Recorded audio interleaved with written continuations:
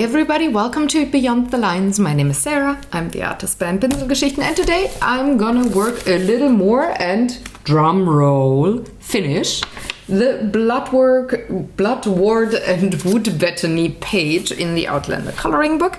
And I'm gonna talk to you about why I chose certain areas only to put Inktense pencils on top, why I chose to shade some of the parts with my Neocolor watercolors only, and why I chose to have a tiny little bit of colored pencils on other areas. So I hope you enjoy, and I'm gonna see you with the next page next week. So let's do some green stuff here.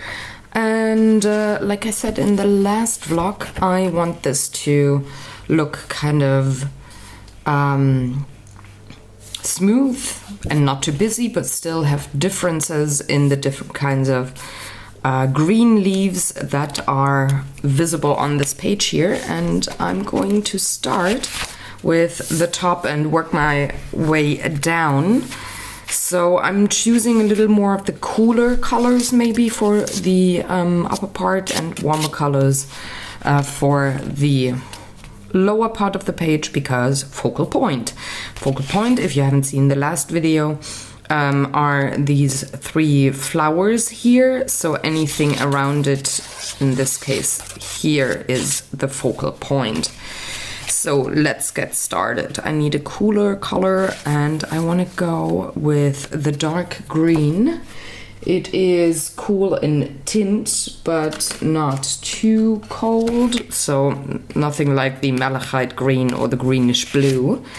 So I'm just gonna start with that and get this page going. And of course, as I always say, turn your paper to have a comfortable hand position when you color, paint, draw anything artwork that isn't done in like 5 minutes. I can only recommend to turn your paper.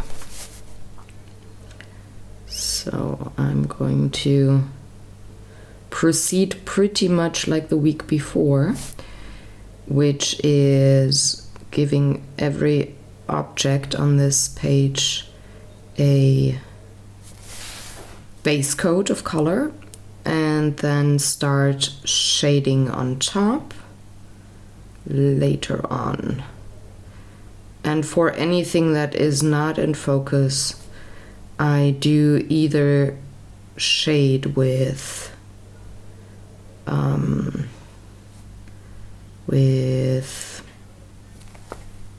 watercolors, so those crayons that I'm using today, or I'm going to shade with Inktense. And for these smaller things here, I'm actually thinking, it's a little nasty to shade those with the watercolor here, so maybe I will use colored pencils for shading those stems here and leaves. I think that's actually a pretty good idea. I didn't have that planned out when I started this page, but today, since I'm working on these smaller items here, that idea just popped into my head.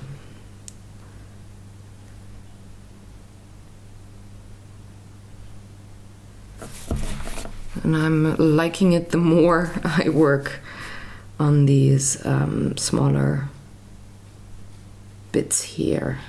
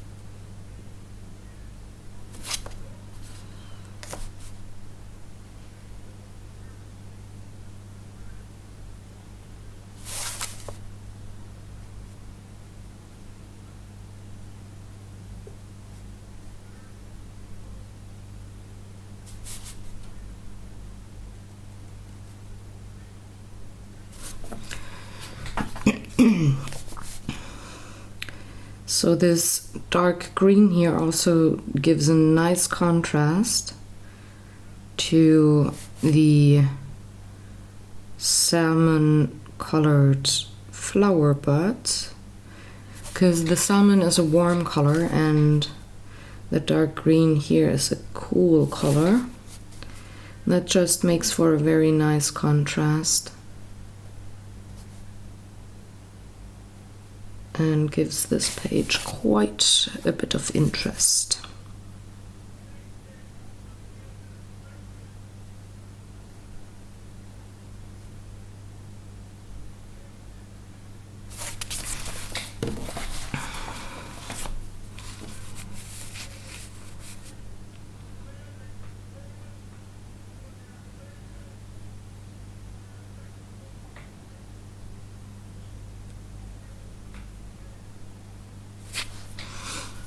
There's a stray leaf over here, so I'm gonna color that as well. And I just realized I did not color two of the petals of those smaller flowers, so one is here and one is there.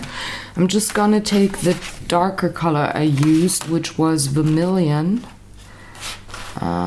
Just gonna use that to color in these two bits here. And I forgot a leaf as well. I just realized. It's early in the morning. It's only 9 a.m. Maybe should wait for me to be awake fully before I start working and filming and such. So, first part down. Now I can move on to the next one, and I want to go for these big ones here because they're gonna be awesome to color, and I want to stay close-ish with the shade, so I'm not gonna go for the Veronese green, for example. I still don't want to bring in my warm colors, so I'm gonna go for the emerald green, which is in my palette somewhere. Where are you? Emerald. There you go.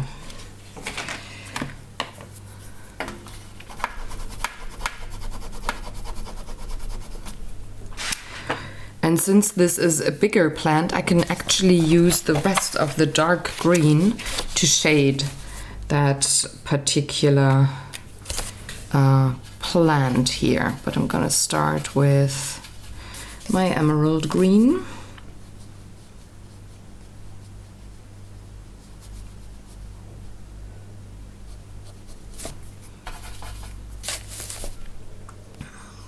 Just putting down the basic layer just like before.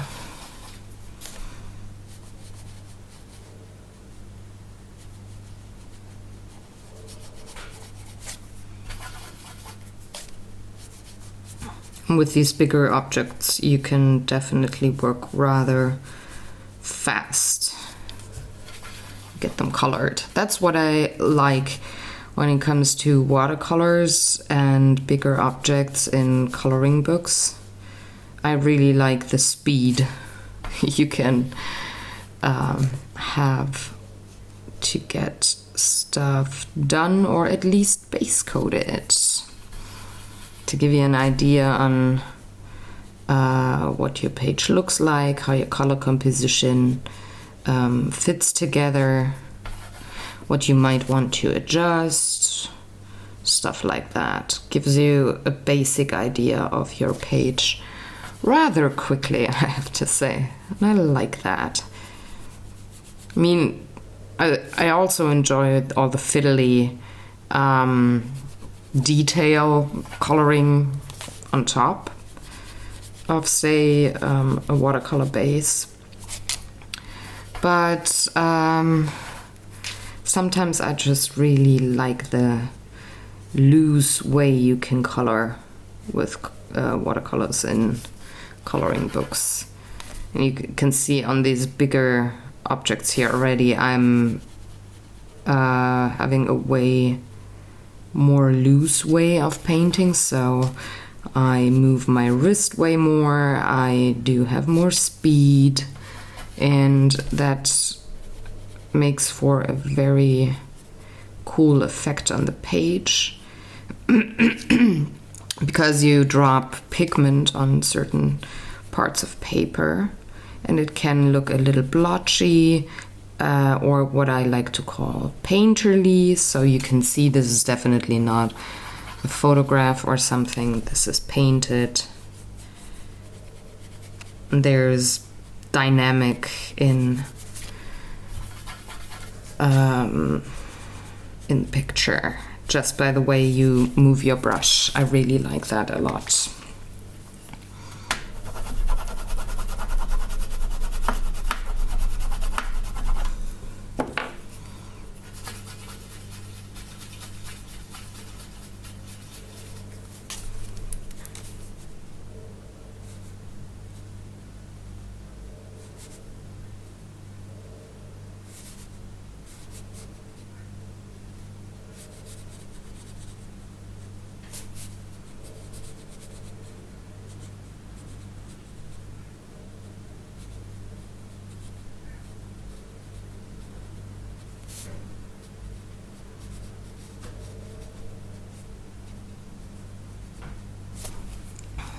Go.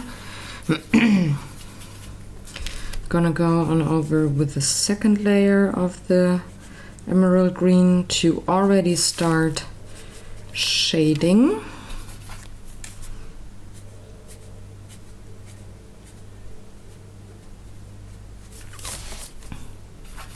Because I have enough on my palette for one.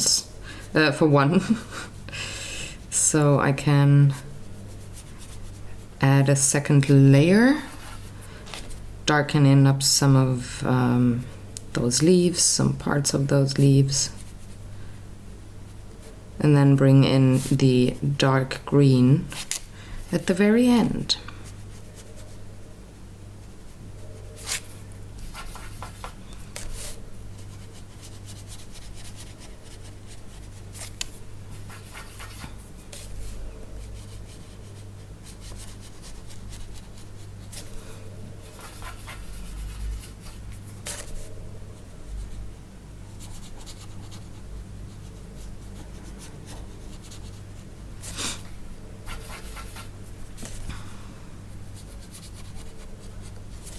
Alright, onto the dark green. And I'm gonna start with my leaves here. Pretty much just blend it in where the leaves on top cast a shadow on the leaves on the bottom.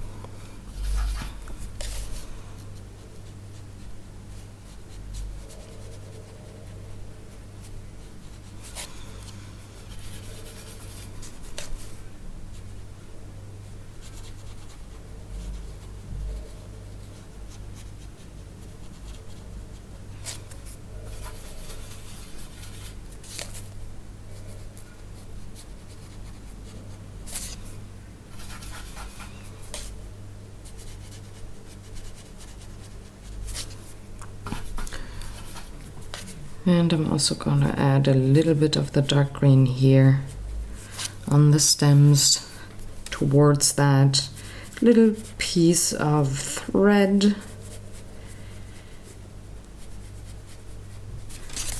Just to complete that section. There we go. I need a little more of the emerald green. This is a smidge too light for me down here, so I'm just gonna add a second layer and therefore bring it all together. So next up, I think I want to go with the other bigger leaves before it gets fiddly again. And for that one, let's see.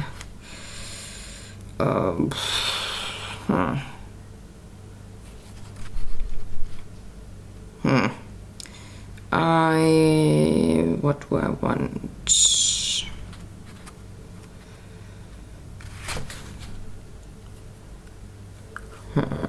They all, I'm missing a little bit of a cooler green, light green, but something that is not too bluish, because the light ones really are quite blue. So I have to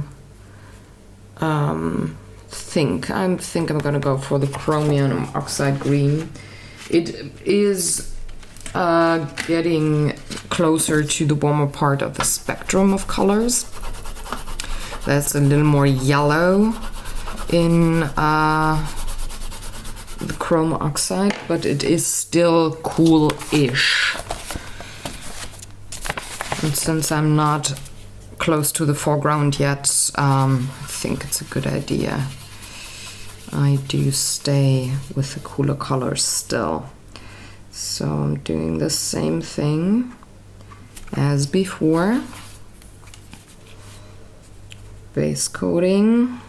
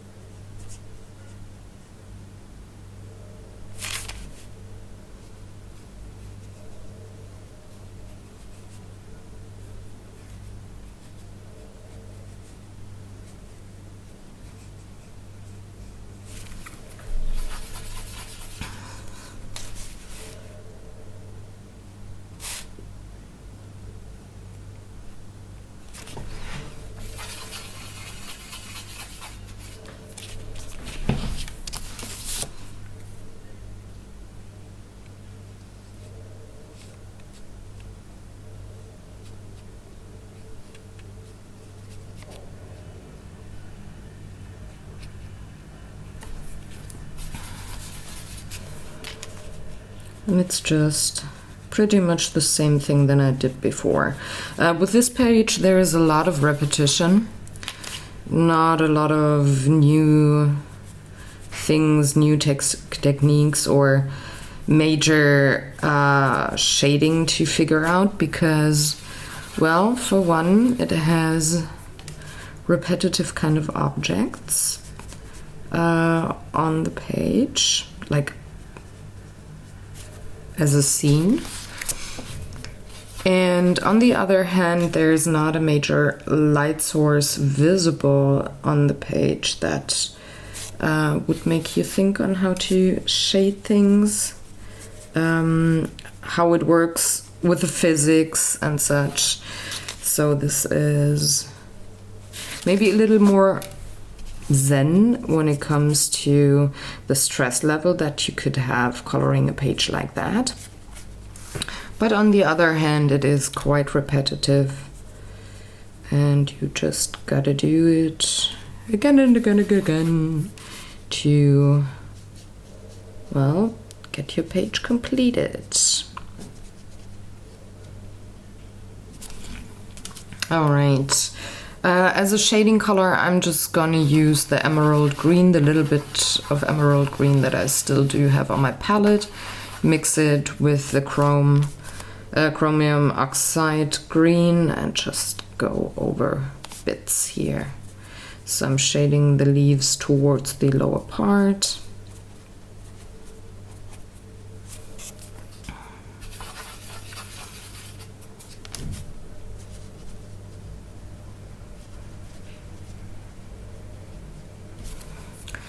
And that pretty much gives you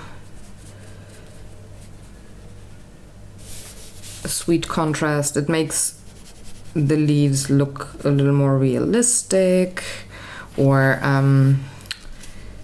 completed, finished. sophisticated. Choose your word, whichever one you think fits best. But they all say the same thing pretty much.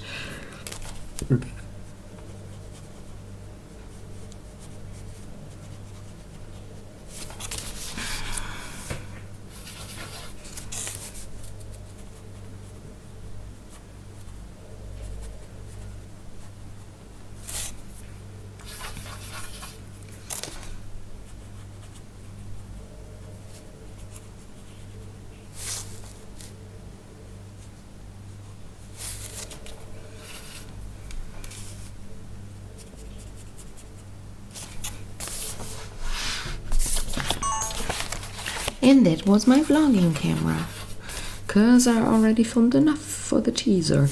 Well, it's not actually a teaser, because this video will go live before the next vlog goes live.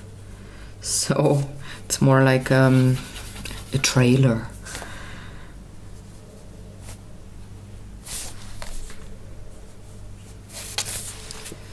And the last two leaves down here. Shade, shade, shade, shadedy shades.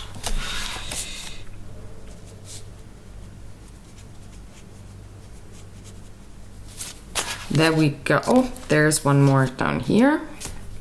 Or does it belong to the... No, it belongs to this one. I just decided now. It does belong to the other ones. So for this plant here, this is gonna be a little heinous, because it is very small leaves that it has, but I'm getting towards the warmer greens. So I'm gonna bring in the olive green here. It could be, it's quite brownish, so close to the chrome oxide that I just used as my base color for this one, but this is even a warmer color. There's way more yellow in it, so we're getting closer to the foreground and the focal point. And with this one, what I'm gonna do, I'm just have the base layer and no shading with watercolors. And I will definitely bring in the colored pencils for this particular plant, because this is just too small here to shade well with watercolors. So instead of trying and not succeeding very much or not being happy with the result, I'm just gonna bring in a different kind of a medium that at least gives me a chance of having this plant shaded in a, well, maybe a little more pretty and well-rounded kind of way.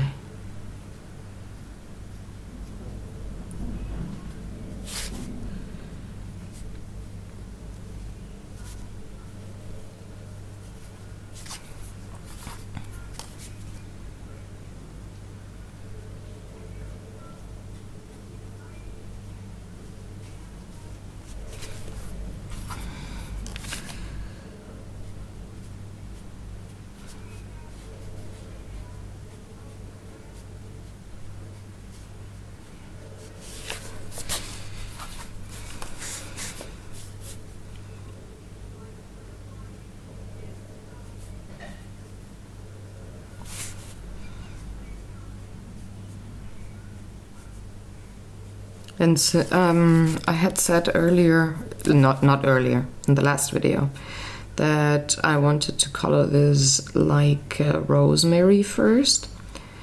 But actually I think it's time, so the color that I chose here fits very well. I just got to choose a nice dark green shading color for all those little leaves here. And then we got some thyme here on the table. So I would very likely move into either a brown or a darker warm green. Not go very cool with the tint, so nothing like back here.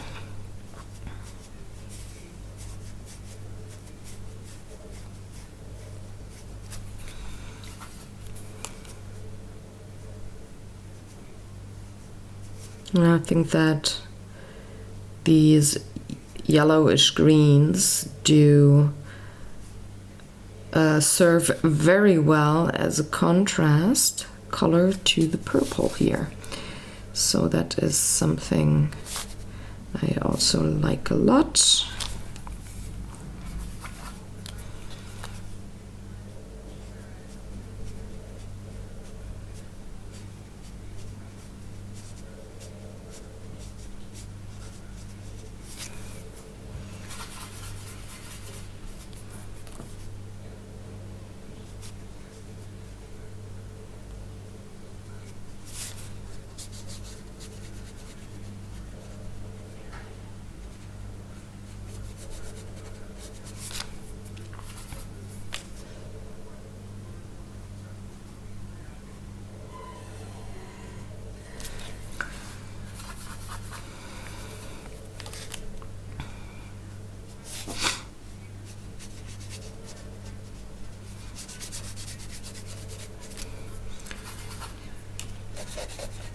And this part's gonna be fast.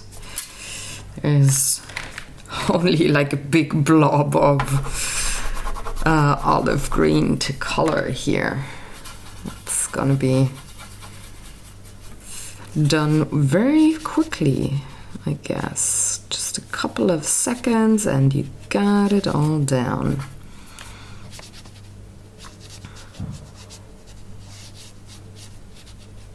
Like so. Okay, now back to the fiddly bits. But I don't have to be super precise, because the olive green blends rather well with the, what did I use? I think it was ochre or yellow ochre, golden ochre, something like that. Like on the wooden cutting board, they blend together really well. So I don't have to be overly precise with coloring the thyme here.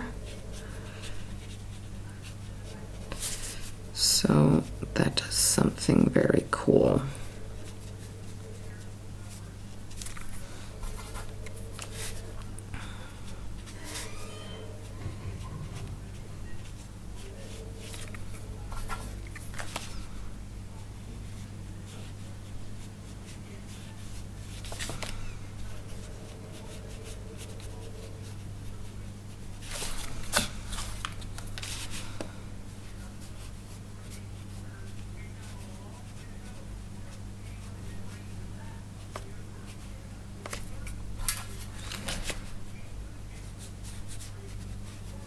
Sorry, by the way, if you hear background noise, Johan is home. It's actually early Sunday morning, and he's listening to some news on the YouTube, so don't know how much I get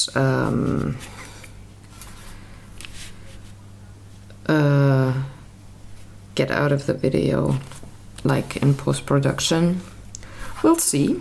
But I think it's way less annoying than loud music from the neighbors. So also a reason why I like to film early Sunday mornings.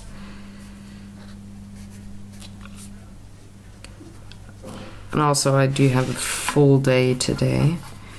Gotta finish tomorrow's video. There's gonna be an art day video coming up. And I gotta do some proofreading pretty much all day today. So I wanted to start early get as much done as humanly possible.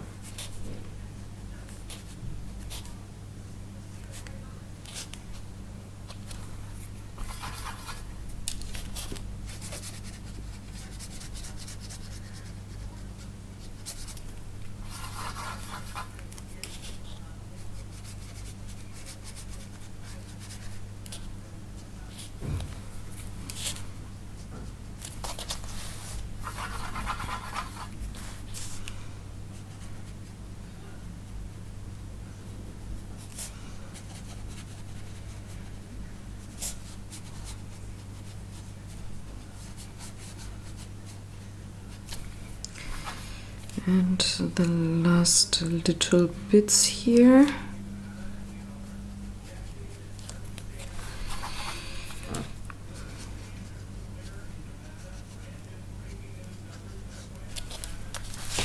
Oh, there's a little bit of stray leaves here. I can't forget to color those.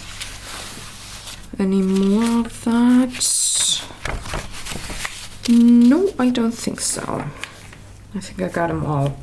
Alrighty, now I can move on to this plant here, and that is definitely in the foreground.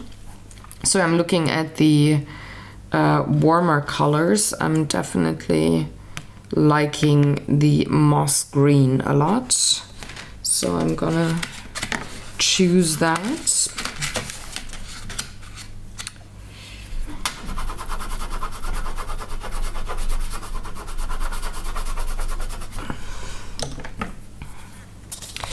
And I'm also not gonna shade this color because this plant, because this is one of the plants I do, or am I gonna shade? No, I have to decide now.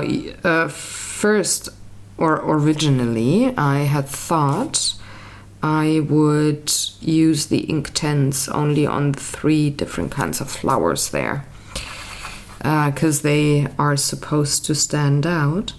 And just now I thought, maybe I do use the Inktense also on this flower here. But I'm actually liking the idea of having these 3 flowers only stand out very vibrantly. So maybe I'm not using Inktense here to shade, but maybe add a shading color with the Neos. Decisions. I'm just gonna check how my flower looks with just the base coat, and then I will decide. I mean, these are kind of the same sort of width and such with the stems than this flower here. And I had said I would use the my colored pencils for that. So maybe I should do the same for this flower here. I'm actually liking that idea. So I'm probably gonna go for it. Unless I'm deciding I don't... I will use Inktense for shading, but I think not.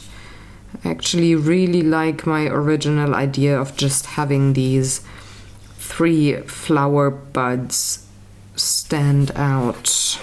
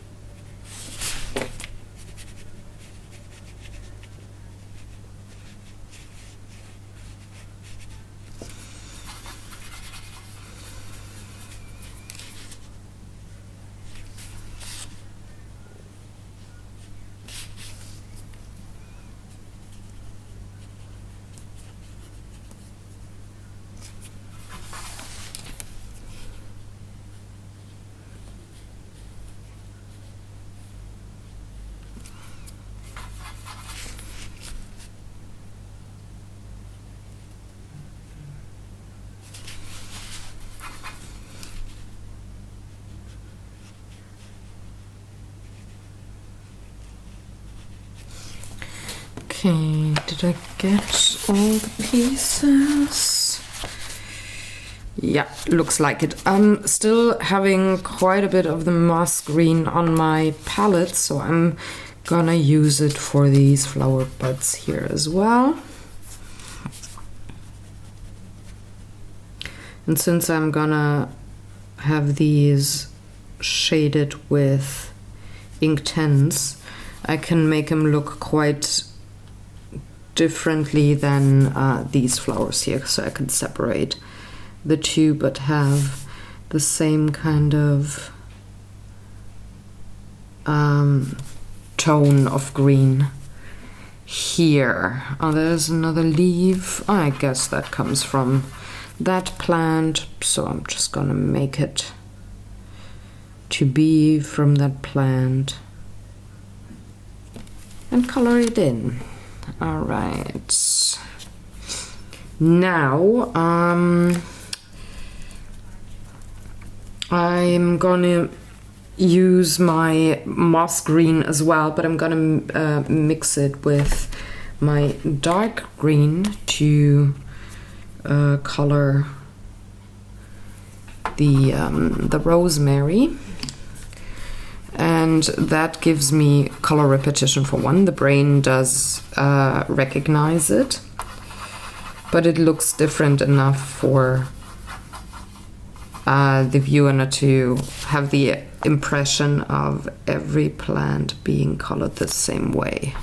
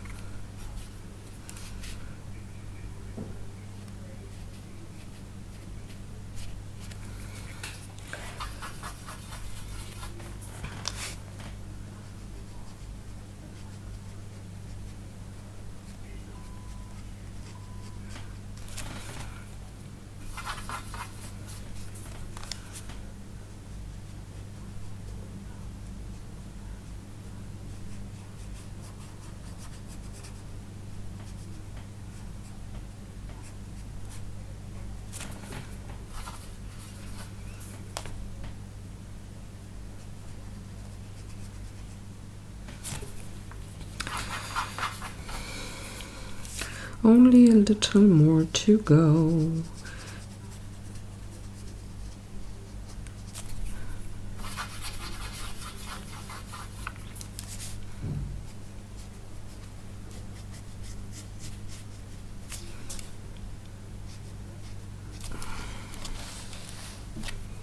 I think I caught them all.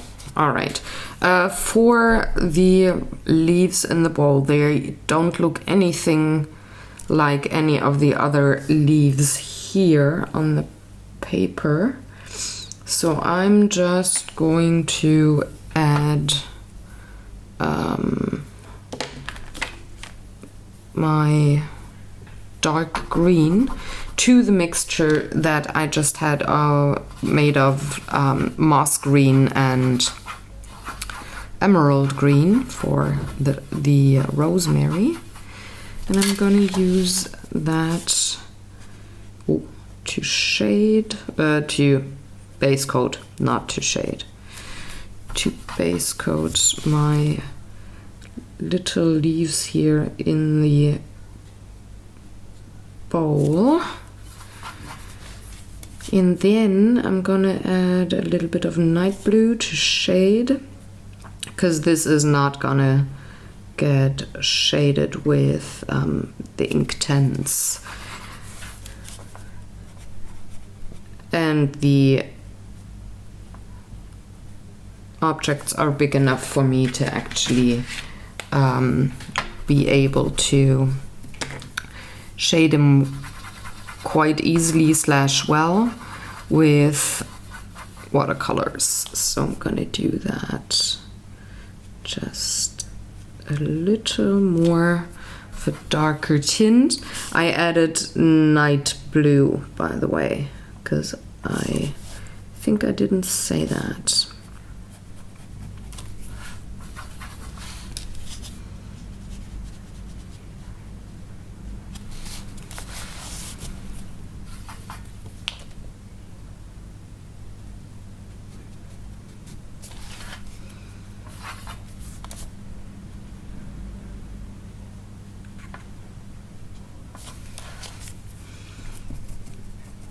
Cleaning up my brush, I'm just going in with the moss green, just a bit to blend this.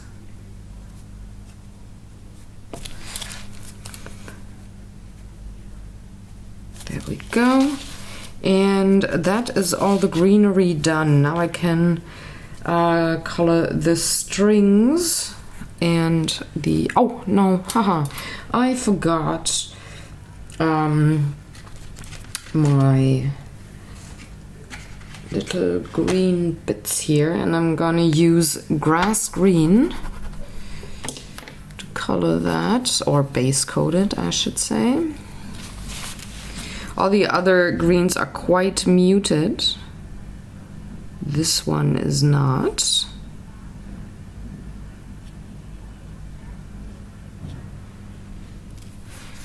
It's way brighter.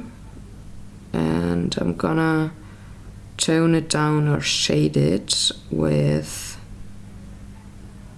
a little bit of the moss green. So of the mixture that I just used on these plants here below.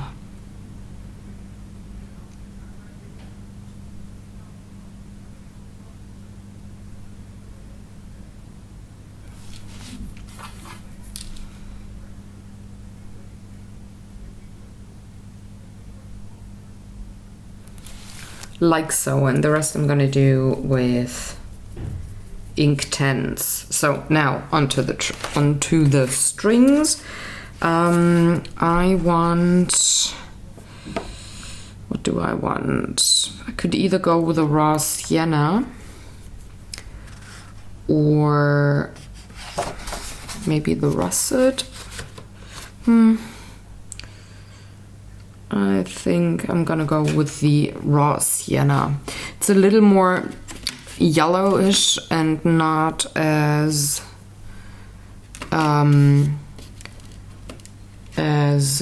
red in tint. And I think that fits way better because I don't have a lot of red in here.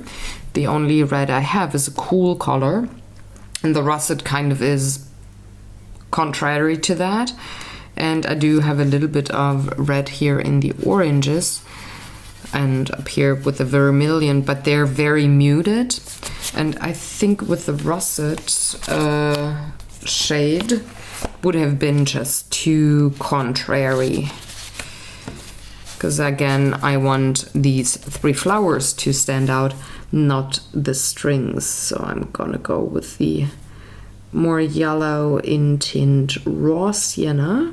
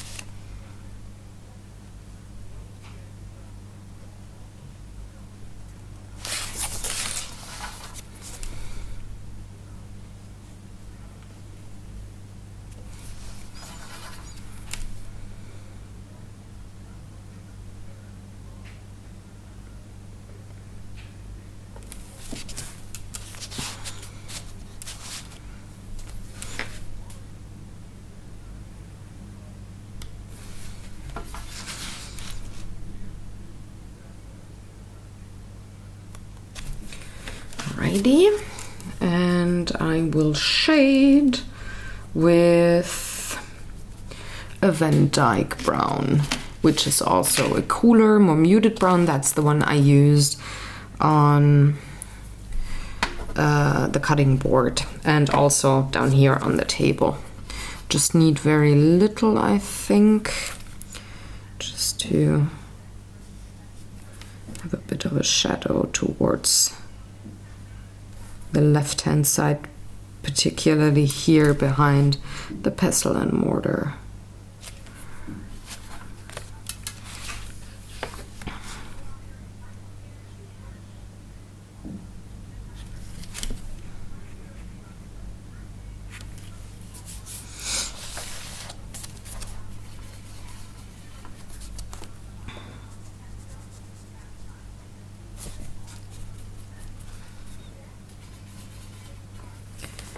Just a bit down up here, those strings.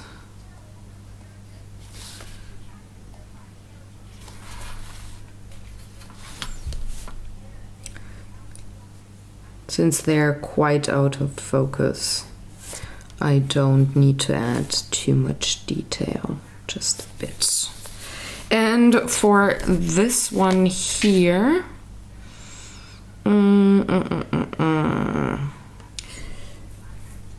the question is where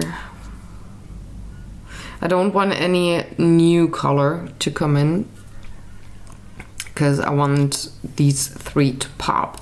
So I need a muted color, and I'm kind of looking at a blue maybe, so maybe the night blue that I already used, and maybe shade it with the indigo if I need to, because I have used indigo in the violet.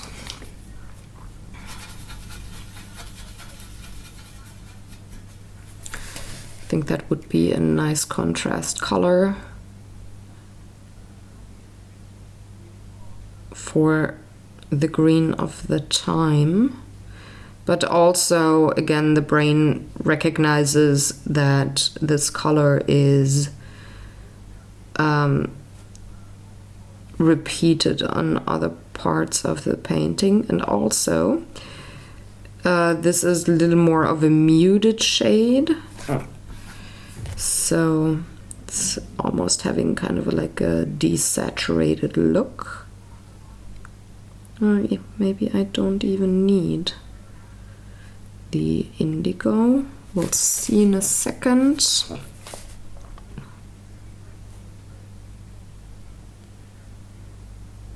Maybe here on those very dark bits. We'll see. So just gonna base coat everything just like before.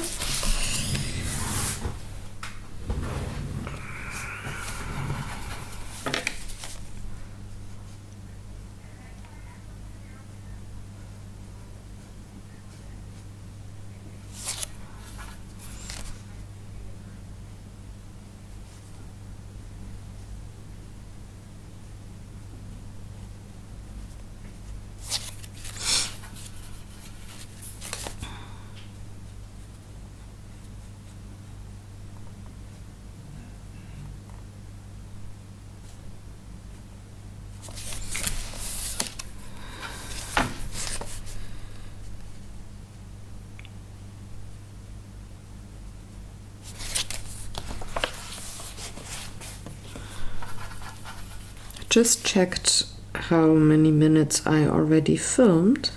It could be that I could even finish this page today.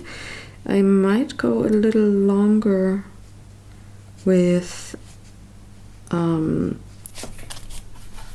video. Like usually I say, okay, I'm between like 45 to 90 minutes, maximum 120 minutes.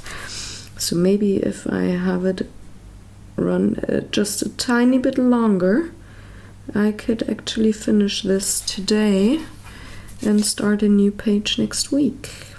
I think that would be okay for me to, well, film 10 minutes longer or 20. Let's see. I'm gonna add a little bit of the indigo, mix it with the night blue.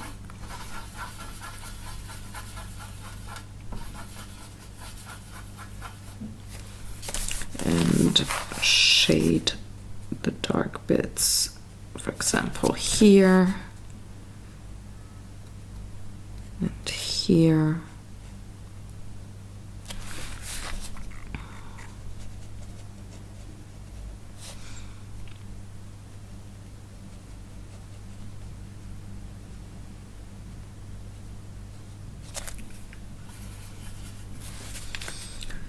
Definitely down here.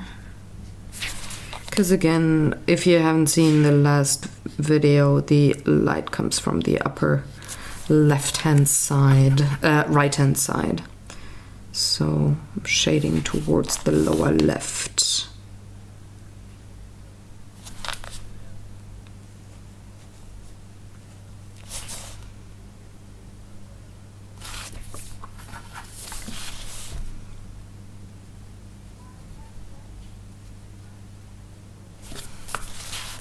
There we go. This should be all the Neo colors. So now I'm gonna let this dry for a hot second, clean my palette, and bring in the Inktense pencils and the colored pencils to work on my final details, and some gel pens, of course.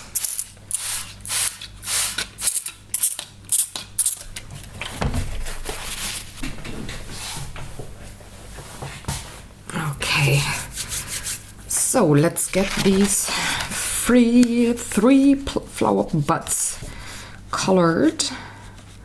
I want to start with the orange ones. I think I want the 240. This is one of my favorite colors. It's called Sienna Gold, and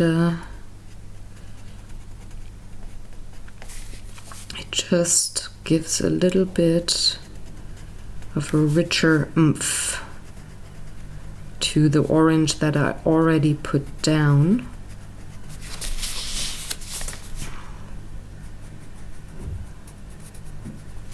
And I decided to use the pencils today, not the blocks, because I want a very rich color and don't want to have it diluted with water too much, which sometimes happens with the blocks.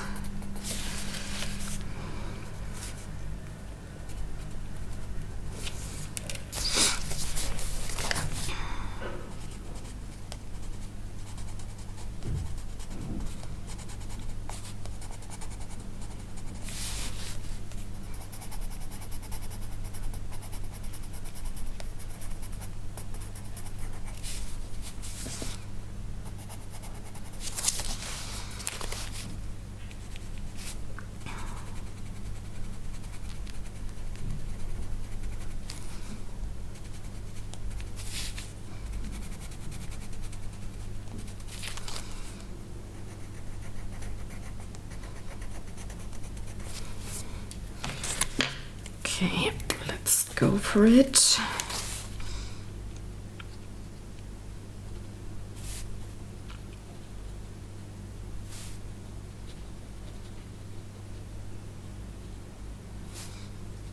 See, it just enhances the contrast between the light orange and the dark orange. And well, it just makes it a little richer.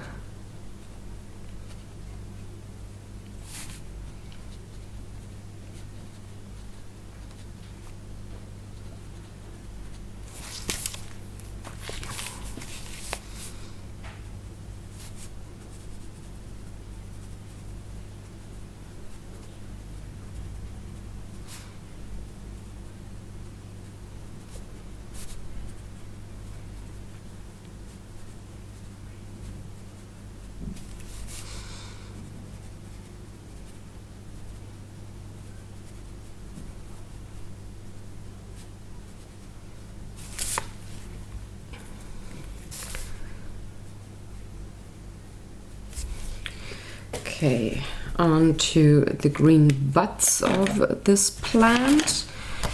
And I'm choosing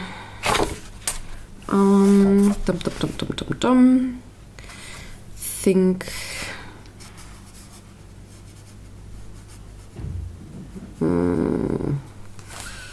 difficult. Either I'm gonna take the 1600 or the 1540.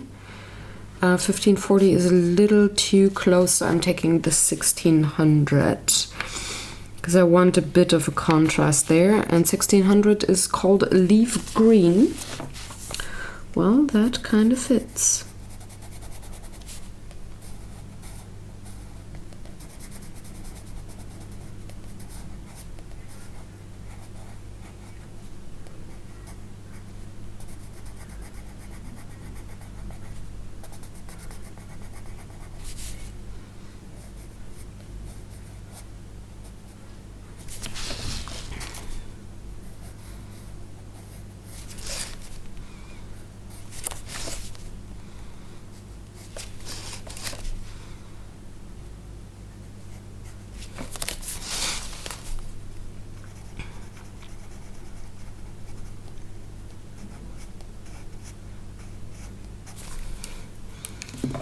And again, going over it with my water brush.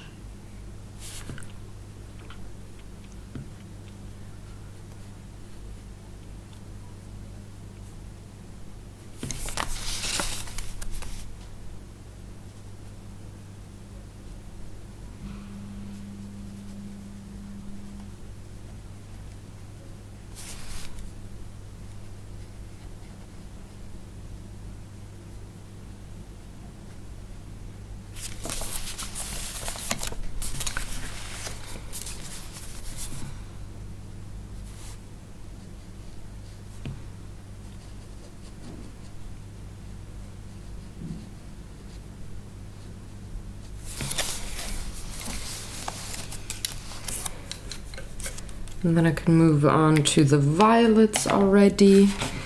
I'm gonna take, I think I want the 100. It is sherbet lemon. And for the purples, just want one color.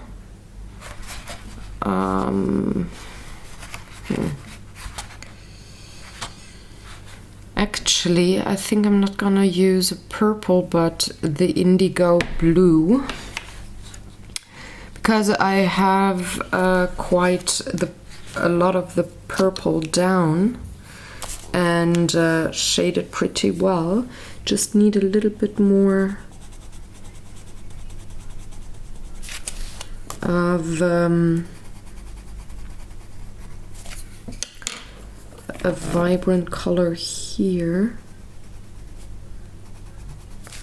on these lines.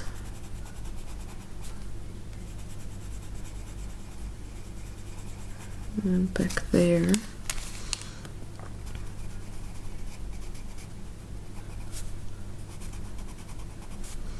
It's just very little that I add, but I think it makes a difference.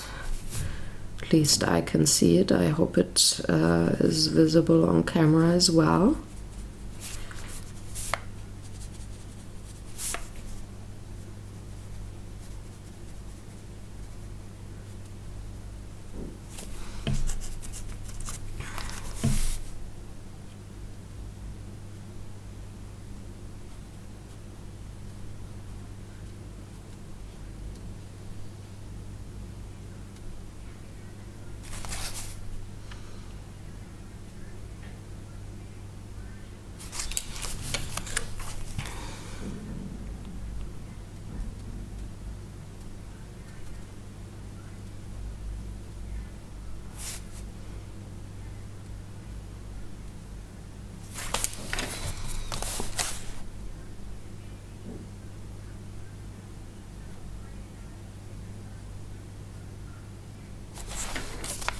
Like so.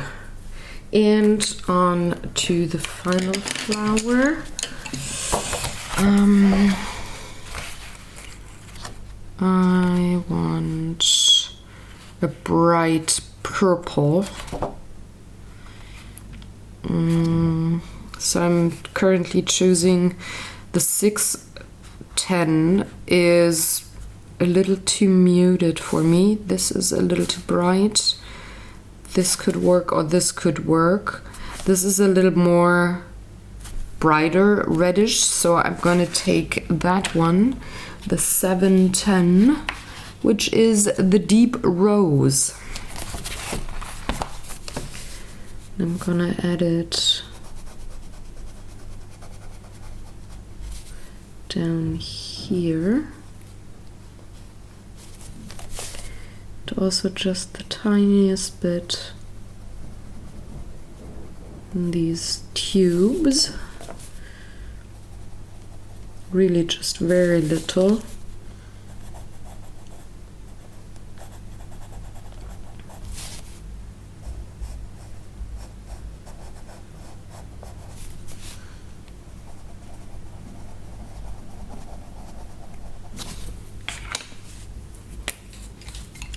I'm doing the same thing as before, going over the color with my water brush. Don't want to move the pigment too much, just a tiny bit. Another thing why I chose the pencils this time around, because they're just way more controllable. In the sense of I can decide how much pigment I put down and where exactly I want to pull it to.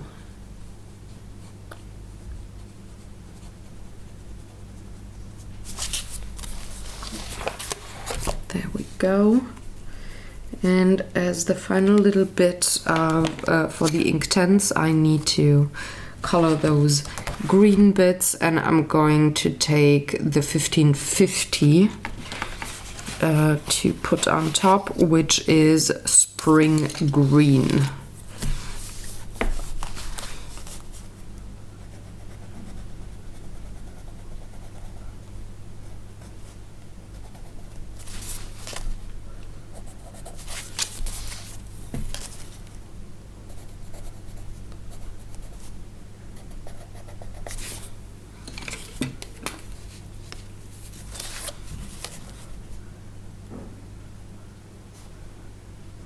And as before, just wiggling my water brush over the pigment I just put down.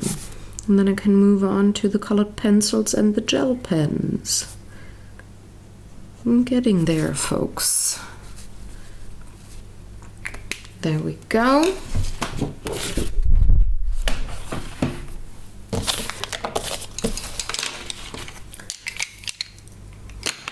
But of course I have to dry off my page now before I move any further. And then I'm going to take my colored pencils.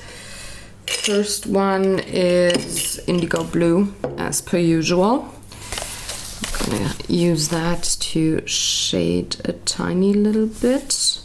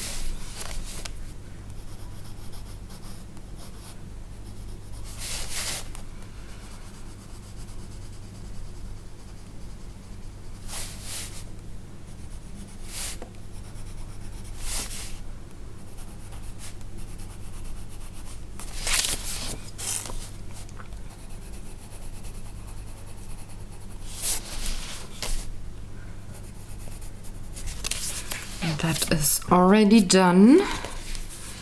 I'm going to add a little bit of the indigo here.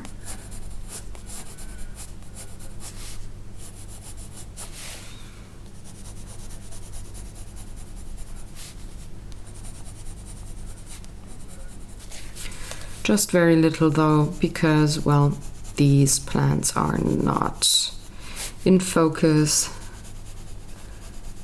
but close enough so they do get a little of the indigo treatment.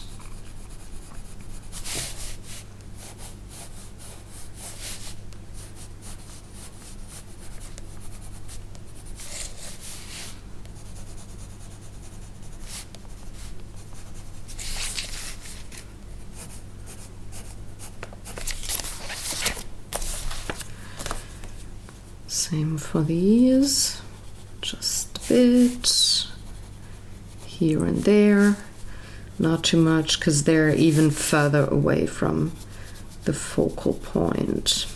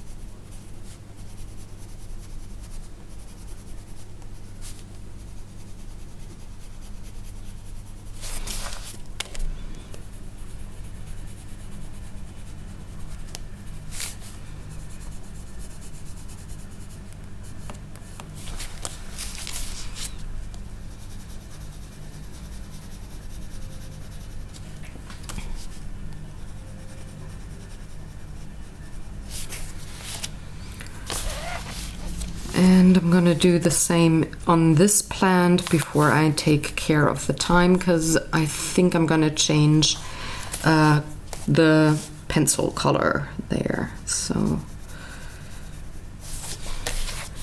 just adding a tiny little bit of my indigo pencil here.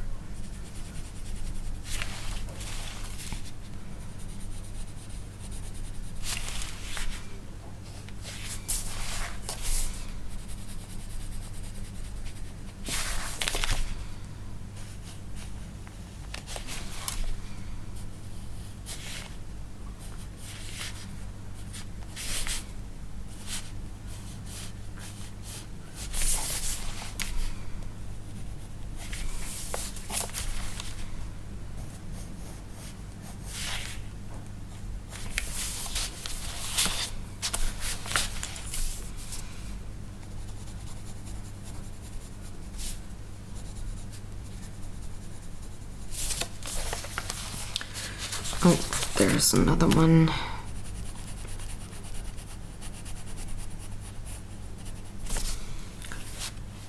And I'm also going to add just the tiniest bit of the indigo here in the center.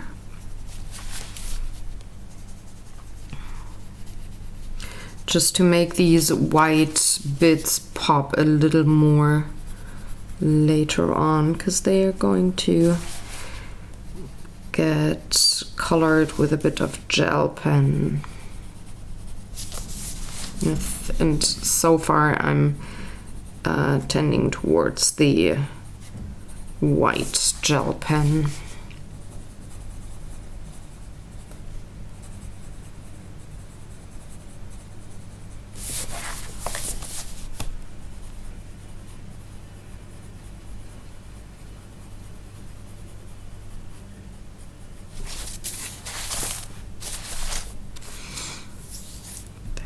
Go.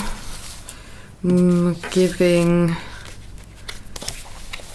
the rosemary the same kind of indigo treatment, and you can see it's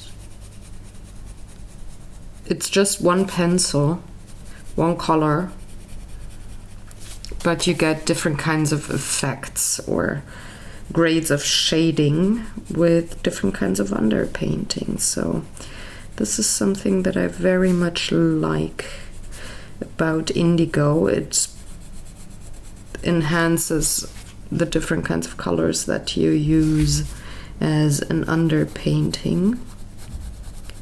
So you can just shade with one color in this case.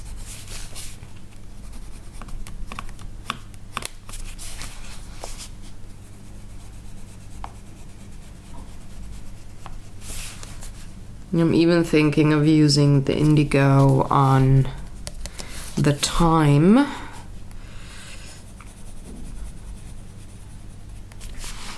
Definitely gonna use it a bit here, just a smidge.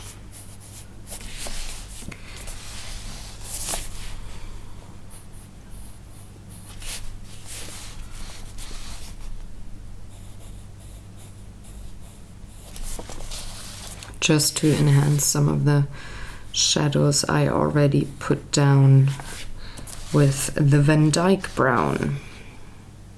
Okay, now let's do that also on this string here.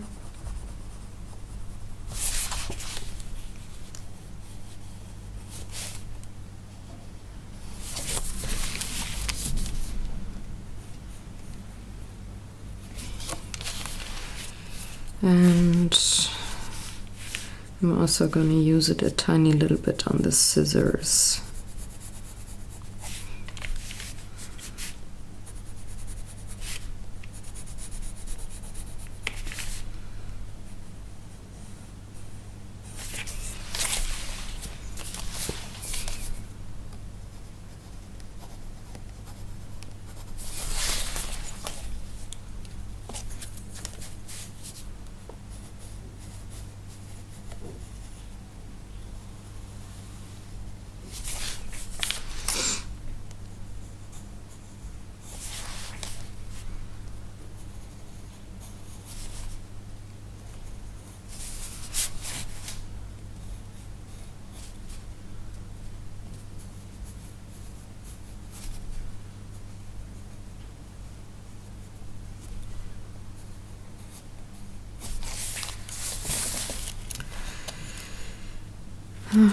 And the leaves in here, just a bit.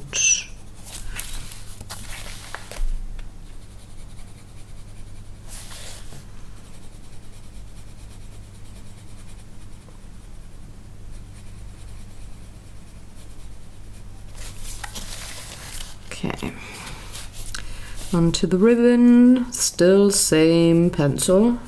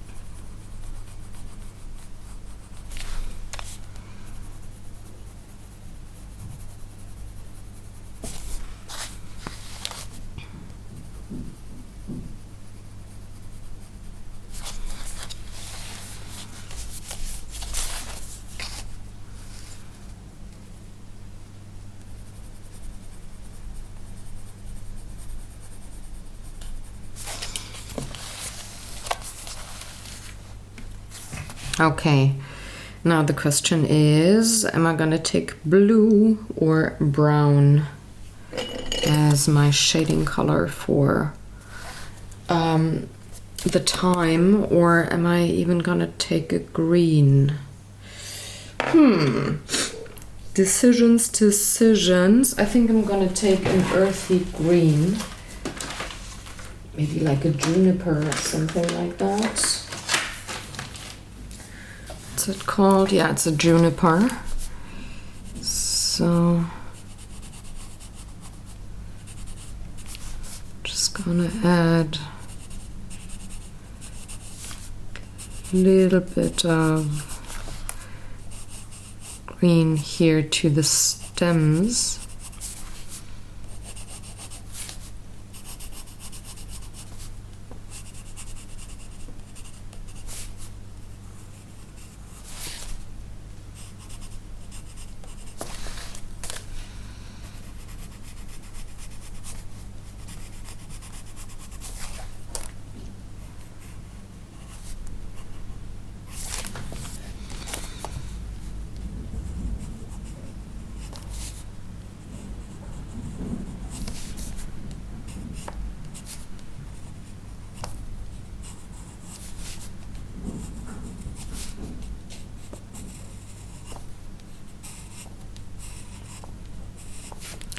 Actually works pretty well with the brown, like the ochre and the Van Dyke and the olive green underneath.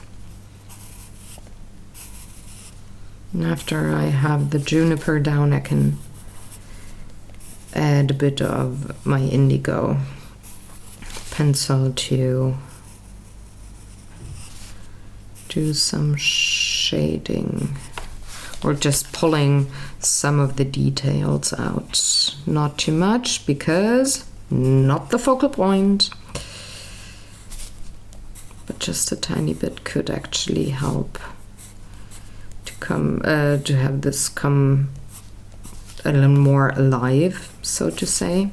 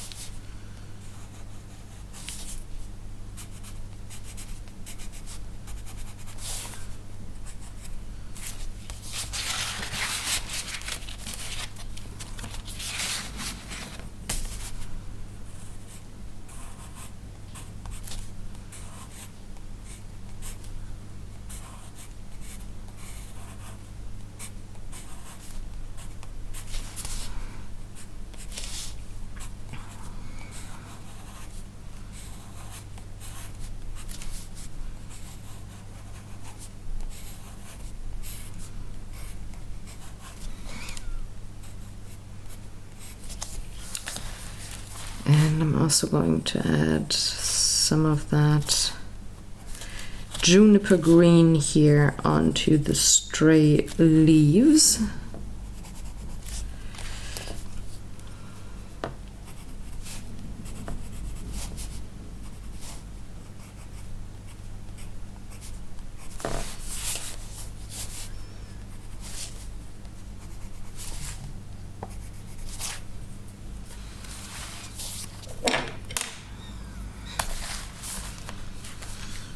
Onto the indigo.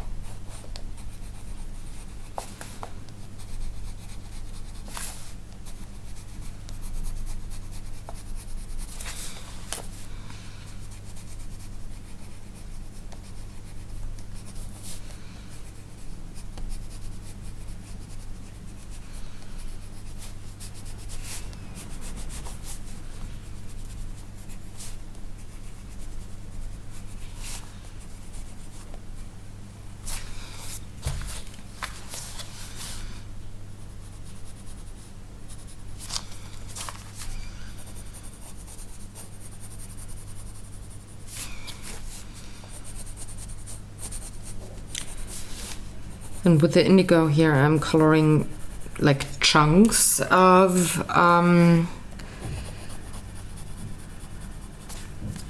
the thyme and not necessarily shade every leaf. It's more like squiggly here, squiggly there,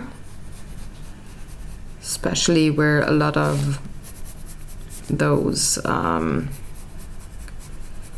plants overlap, like where the leaves and the stems are more like a cluster or a bunch of things instead of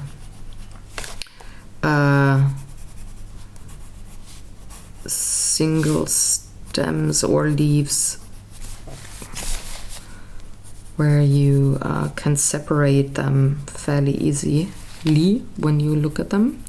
So I'm just shading the bits where it's more quote-unquote clumpy. Just like cluster shading. That's a technical term, I'm very sure.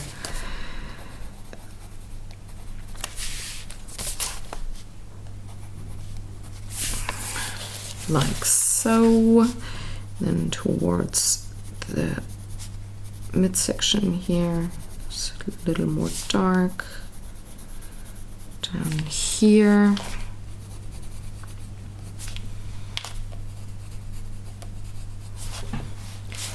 And onto the bottom of the thyme. And you can see I'm not being particular at all, but your brain makes it work when you look at the page. It's just a little squiggle here and there. This kind of technique.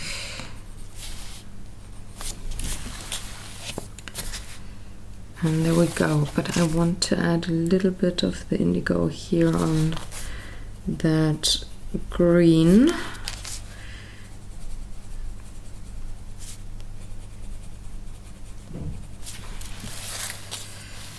And that is that.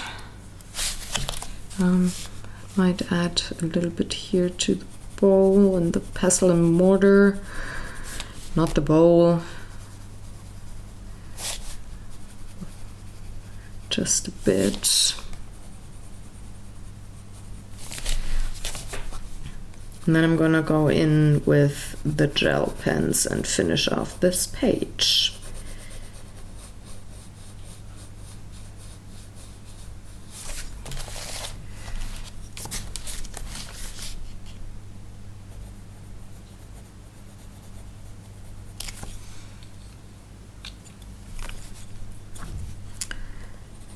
Nope.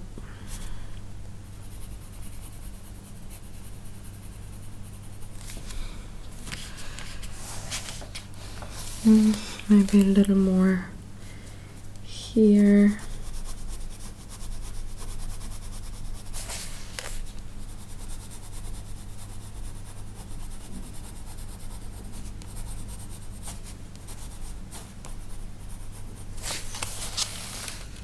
Yeah, that's more like it. Quickly crossing my eyes to see if my values are correct. Oh, and I should put the paper where you can see it. So now I'm gonna get my gel pens and add the final little touches.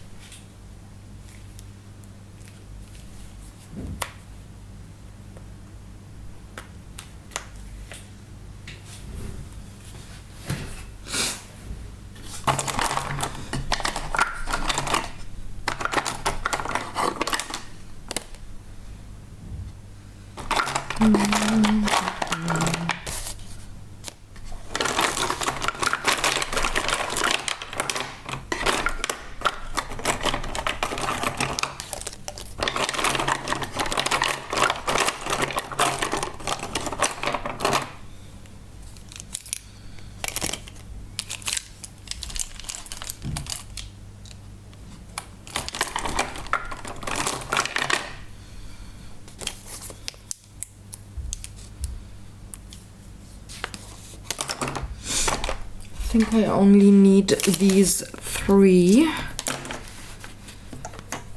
I'm gonna start with the pattern here. So I'm gonna start with the black, where everything is in the shadow here.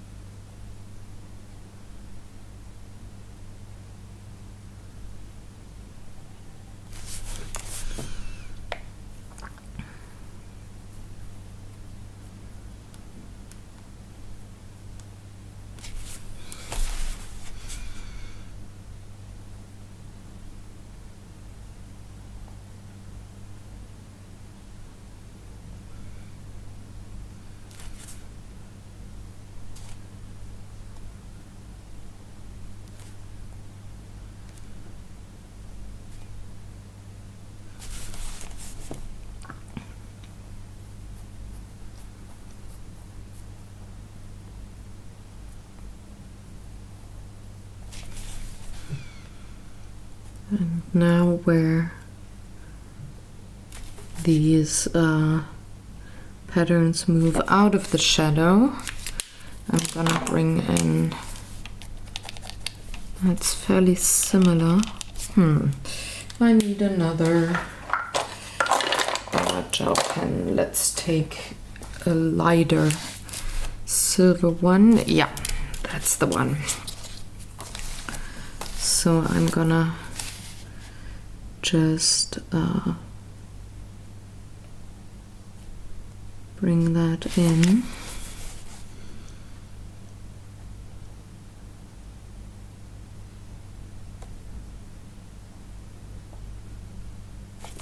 Because this is where the light comes from. It comes from the right hand side, so I'm just gonna try and have somewhat of a smooth transition there. It's not as blendable as other media, of course.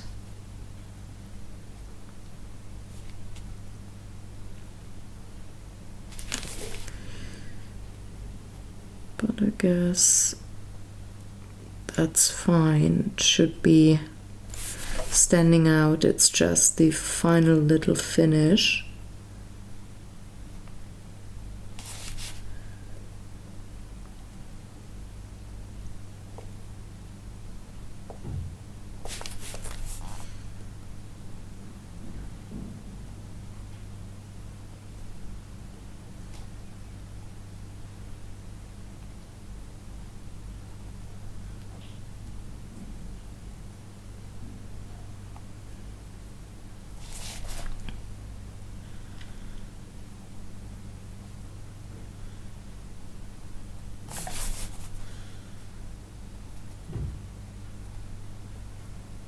And I'm almost there. Then I can move on to the white little bits on the flowers, and then I'm already done. This was really a bit of a shorter page, and I'm not complaining about that. I'll use a bit of the silver gel pen up here.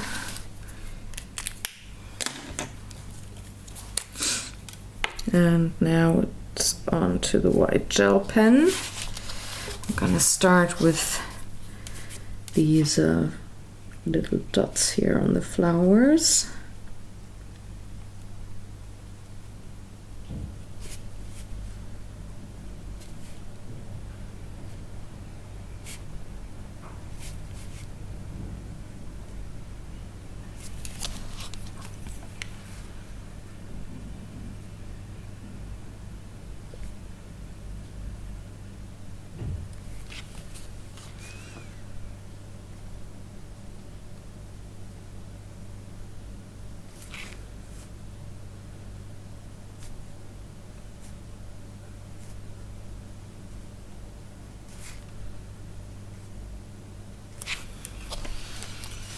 And also down here,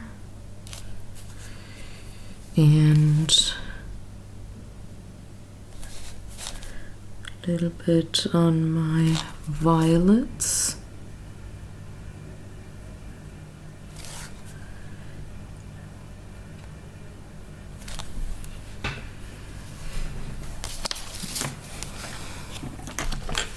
And it's just these little tiny dots.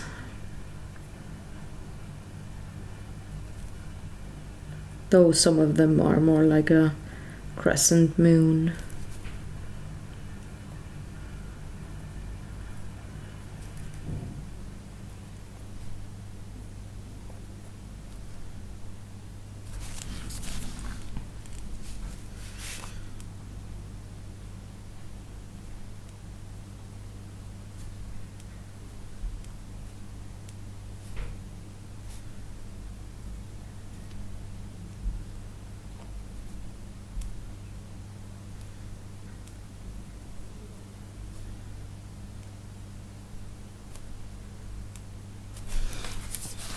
Like so.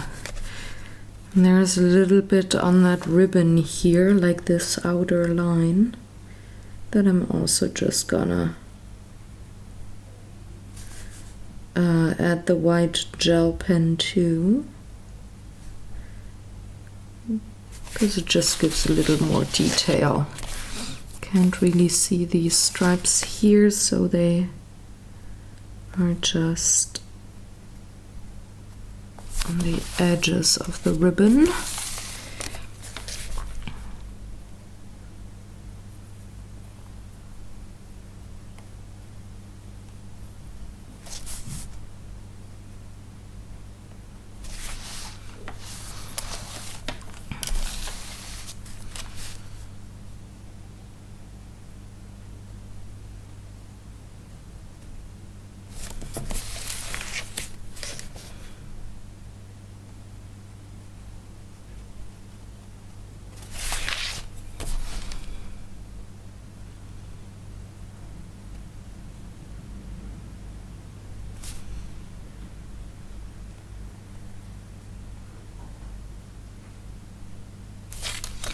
And there you have it, folks.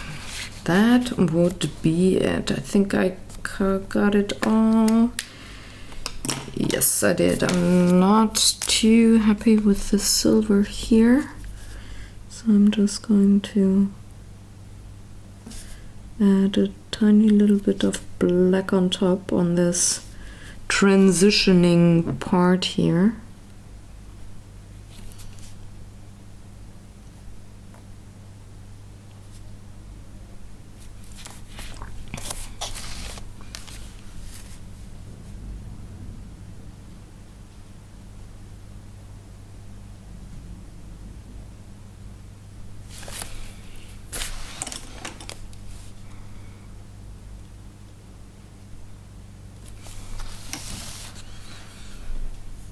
Yeah, that's more like it. So that would be the Bloodwort and Wood Betony page. It's done within 2 videos. Yay! So next week I'm gonna see you and do this one here. I have to decide what I want to do with this page. But that is for next week. I'm not gonna get into that now. So thank you very much for watching. If you have questions or comments, please leave them in the comment section below. The blog post for this page is up by now. So for this video, there's 2 blog posts in total. Then for this page, but it is done now and it is up, and you can read up on all the different kinds of pencils and